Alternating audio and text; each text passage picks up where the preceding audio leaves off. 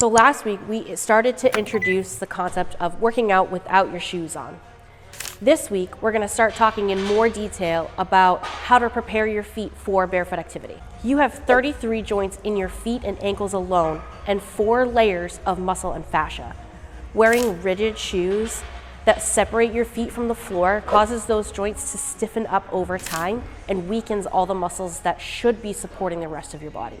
Working out without your shoes on gives your body a chance to rebuild strength and mobility, which will impact your whole chain, even up into your glutes and your lower back.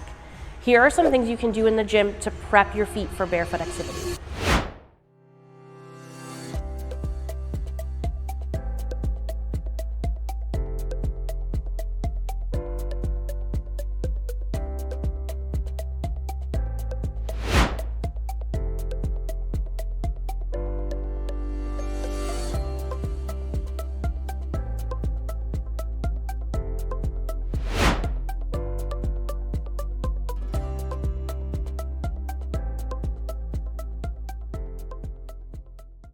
Have you ever gotten more flexible from wearing a cast?